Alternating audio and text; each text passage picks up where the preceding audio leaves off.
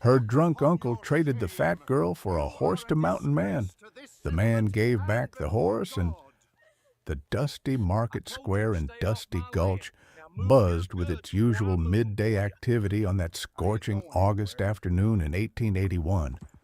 But the normal sounds of commerce, haggling voices, livestock lowing, wagon wheels creaking, were gradually replaced by something uglier as word spread through the crowd about what Marcus Vance was trying to do. 18-year-old Eliza Vance stood beside her uncle in the oppressive heat, her substantial 400-pound frame wrapped in a dress that had been patched and repatched until it was more repairs than original fabric. Her round face was flushed with shame and the beginnings of heat stroke, and her brown eyes were fixed on the ground as Marcus conducted what he was calling a fair trade, with increasing desperation and volume. "It's a good deal, Stone," Marcus called out to the mountain man examining horses at the livestock pen. "My niece here for your horse straight trade. She can cook, clean, haul water. Hell, she's strong enough to plow a field, and your horse is getting old anyway. This is the deal of a lifetime." Jedediah Stone stood 6'8", with the kind of massively muscled build that came from years of hunting and trapping in the Montana mountains. His shoulders were enormous, his arms thick as fence posts, and even through his buckskin shirt, you could see the powerful definition of his chest and the distinctive six-pack of abdominal muscles that marked him as a man in peak physical condition. His weathered face showed perhaps 35 years of hard living, framed by dark hair and beard, with pale gray eyes that seemed to see everything. Jed was known throughout the territory as one of the finest hunters and trackers alive, a man who could survive alone in conditions that would kill most people. He was also known for his integrity. He'd never been known to cheat in a deal, never been accused of cowardice, and never been seen to abuse his considerable physical advantages over weaker men, which was why the crowd was watching so intently to see how he'd react to Marcus Vance's disgusting proposition. "You're trying to trade your niece," Jed said, his voice flat and dangerous, "for a horse. Is that what I'm hearing?" "That's right," Marcus said with the false enthusiasm of a man who'd been drinking since sunrise. "Fair trade. She's a burden to me anyway. Eats too much, can't find a husband because of her size, just takes up space and costs money. Your horse would be more useful to me than she is." The crowd murmured uncomfortably. Even by frontier standards, where survival often required brutal choices, trading a young woman for livestock was crossing a line that made decent people sick. Eliza kept her eyes downcast, tears streaming silently down her cheeks. She'd endured 6 years of Marcus's abuse since her parents died, 6 years of being told she was worthless, a burden, more trouble than she was worth. But this, being offered in trade like cattle in front of half the town, this was a new depth of humiliation. "She's not much to look at," Marcus continued, apparently mistaking Jed's silence for interest. "But like I said, she's strong, good for heavy work, and she won't cause you no trouble. She's learned to do what she's told. What do you say?" Jed set down the bridle he'd been examining and walked slowly toward Marcus and Eliza. His massive presence seemed to change the atmosphere of the entire market square as people stepped aside to give him room. When he spoke, his voice carried clearly across the square. "I'll take the trade," Jed said. Gasps rippled through the crowd. Several women made sounds of disgust or dismay. Even Marcus looked shocked that someone had actually accepted his offer. You will?" Marcus stammered. "You'll trade your horse for her?" "I said I'll take the trade," Jed repeated. He pulled a lead rope from his belt and handed it to Marcus. "There's my horse. Fine animal, well trained, about 6 years old. Take him."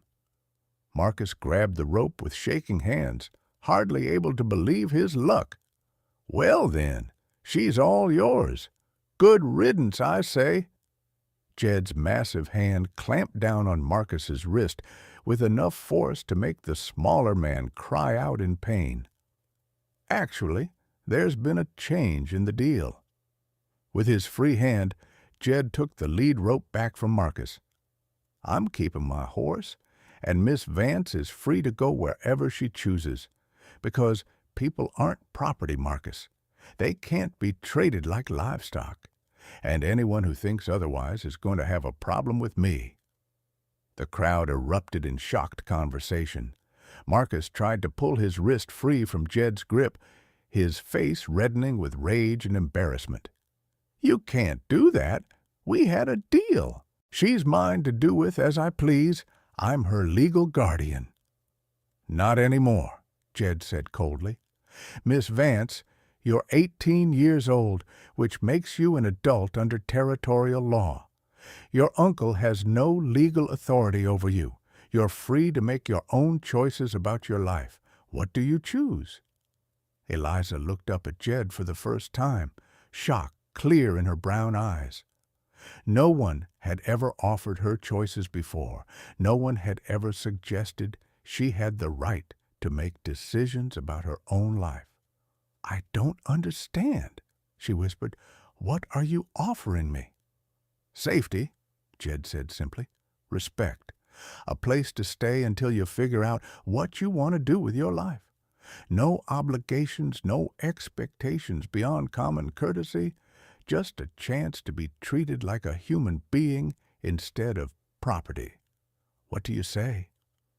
Eliza looked at Marcus, who was still trying to free his wrist from Jed's grip and muttering threats about ungrateful girls and legal proceedings. She looked at the crowd, seeing a mixture of sympathy, curiosity, and relief that someone had finally stood up to Marcus's cruelty. Then she looked back at Jed, at this imposing stranger who was somehow offering her dignity when no one else ever had. "I'll come with you," she said quietly. Jed released Marcus's wrist and stepped back. "The matter is settled. Miss Vance is coming with me of her own free will. Anyone who has a problem with that can take it up with me directly." The threat was clear, and no one challenged it. Jed helped Eliza onto his horse. The animal was strong enough to carry both of them, and they rode out of Dusty Gulch, while Marcus screamed threats and obscenities behind them. The journey to Jed's cabin took most of the day, climbing steadily into the mountains through increasingly beautiful and isolated terrain. Jed didn't talk much during the ride, but what he did say was considerate, warning about difficult sections of trail, making sure Eliza was comfortable, explaining what she could expect when they reached his home. "I live alone," Jed said as they rode.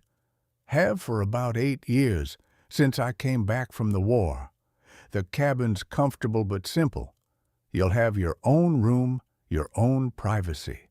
I'm not expecting anything from you except maybe help with cooking if you're willing. I'm not much of a cook myself. But this is about giving you space to figure out your own life, Eliza. Not about me getting something out of the arrangement. Understood?" "Why are you helping me?" Eliza asked, the question she'd been holding back finally emerging. "You don't know me.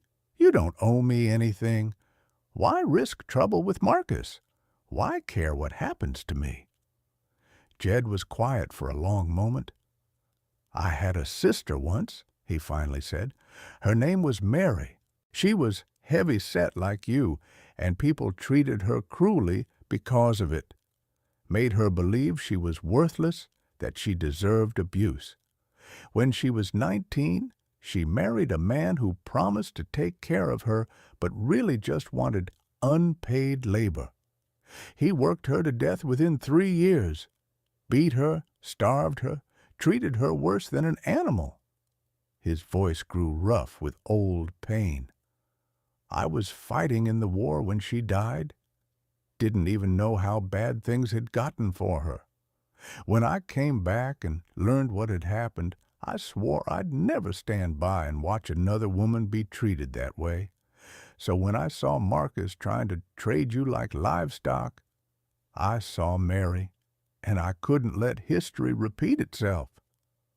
Eliza felt tears streaming down her face again, but these were different tears, not of shame, but of gratitude and overwhelming relief. I'm sorry about Mary, and thank you for seeing me as worth saving. You are worth saving, Jed said firmly, and I'm going to prove that to you if you'll let me.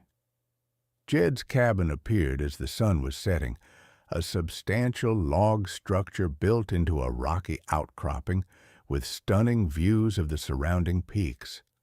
Inside, the cabin was surprisingly comfortable and well organized, with handmade furniture, a well-stocked kitchen, and shelves of books that surprised Eliza.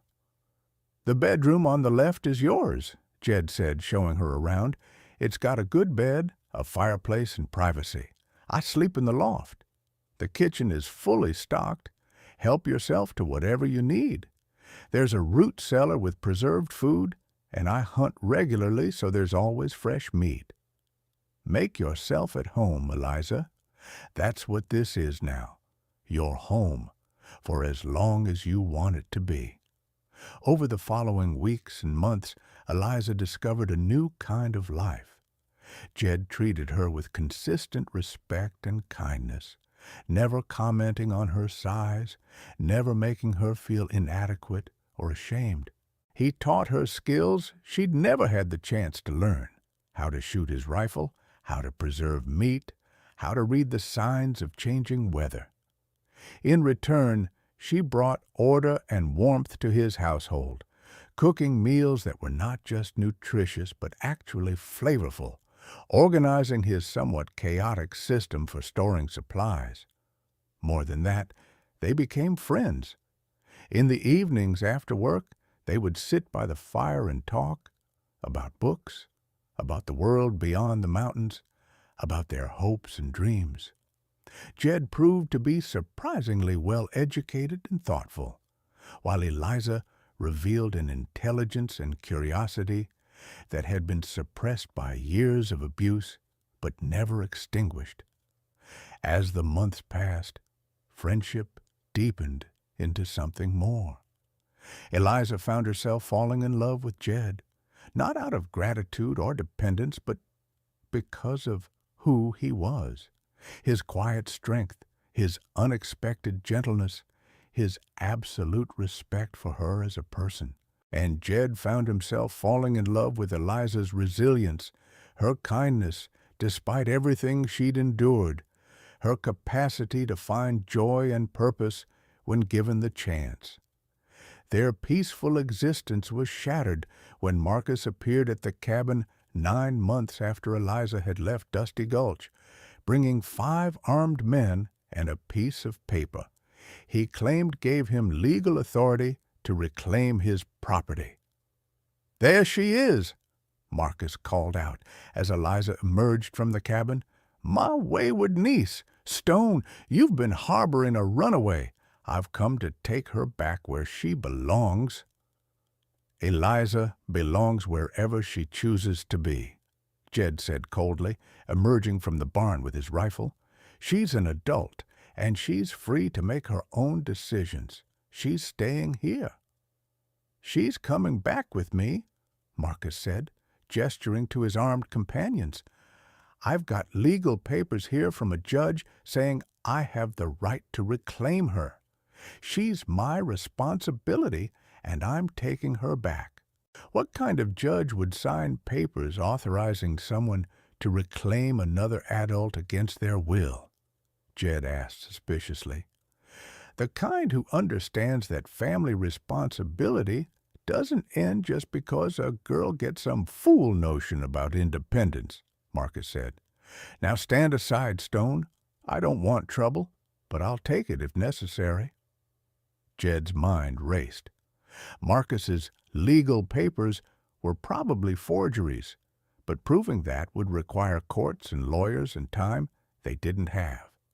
The men Marcus had brought were clearly hired guns, willing to use violence to take Eliza, and even if Jed could fight them off, Marcus would just keep coming back with more men, more threats, more attempts to reclaim what he saw as his property. Eliza, Jed said without taking his eyes off Marcus, how do you feel about getting married? Right now, today? What?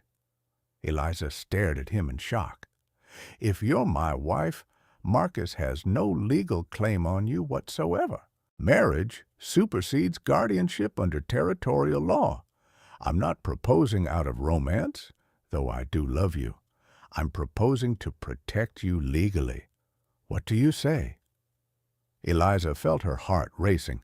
She loved Jed, had loved him for months, but she'd never dared to hope he felt the same way, and now he was offering marriage not just as protection, but as a declaration of love. Yes, she said firmly, yes, I'll marry you. Red Rock Chapel is about 10 miles from here, Jed said. Preacher Morrison lives there year-round. We can be married within 2 hours. Marcus, you and your men can follow us if you want, but by the time we get there, Eliza will be my wife and beyond your reach. What followed was one of the most unusual wedding processions in territorial history. A bride and groom racing through mountain trails toward a chapel, followed by an angry uncle and 5 armed men trying to prevent the ceremony. They reached Red Rock Chapel just as a summer storm was breaking, thunder echoing off the mountain peaks. Preacher Morrison, an elderly man who'd seen enough frontier drama to take unusual requests in stride, quickly agreed to perform the ceremony despite the circumstances. The wedding was brief, but heartfelt. As rain pounded the chapel roof and thunder crashed outside, Jed and Eliza spoke their vows with fierce conviction. When the preacher pronounced them husband and wife, Eliza felt something that had been broken inside her finally heal completely. Their moment of happiness was interrupted when Marcus burst through the chapel doors, his gun drawn and his face twisted with rage. "Stop right there!" he shouted. "This marriage is invalid. She's my property, and I'm taking her back." "The ceremony is complete," Preacher Morrison said calmly. "They are legally married in the eyes of God and territorial law. You have no claim on Mrs. Stone now." "The hell I don't." Marcus raised his gun toward Eliza. "If I can't have her, nobody can." Jed moved faster than seemed possible for a man his size. His rifle came up and fired in one smooth motion, the shot echoing off the chapel walls. Marcus dropped instantly, killed by a bullet through the heart.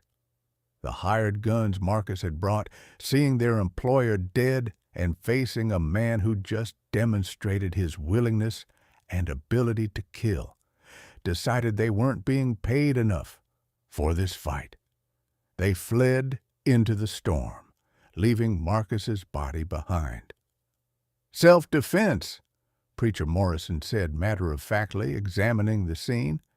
"Clear case of a man defending his wife from someone who threatened to kill her. Sheriff will see it the same way. You folks are free to go." Jed and Eliza returned to their mountain cabin as husband and wife, finally free from the threat that had hung over them. Marcus's death meant no one would come looking for Eliza.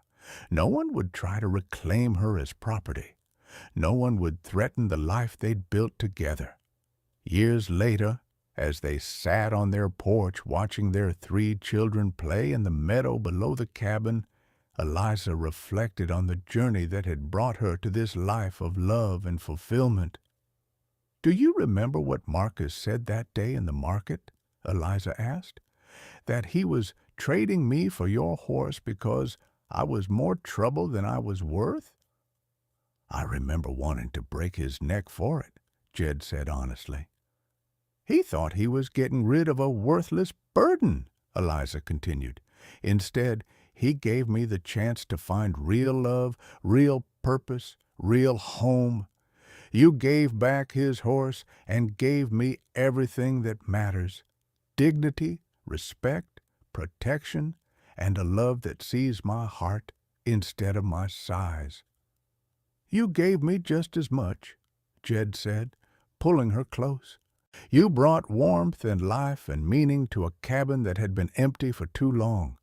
You showed me that love could heal old wounds, that partnership could be stronger than solitude. Marcus thought he was making a smart deal that day. He had no idea he was giving me the greatest gift of my life." As the sun set over the mountains they called home, Jed and Eliza held each other and counted their blessings. What had started with the cruelest transaction, a drunk uncle trying to trade his niece for livestock, had become a love story that proved worth was never determined by size or circumstance, but always by character, courage, and the wisdom to recognize genuine value when others saw only what they'd been taught to dismiss. The fat girl nobody wanted had become a beloved wife, mother, and partner. The mountain man who refused to treat people like property had found the love and family he'd never dared to hope for, and together they had built a kingdom of respect and affection that would endure for generations, proving that the most beautiful transformations often begin with someone brave enough to say, "People aren't property," and mean it with their whole heart.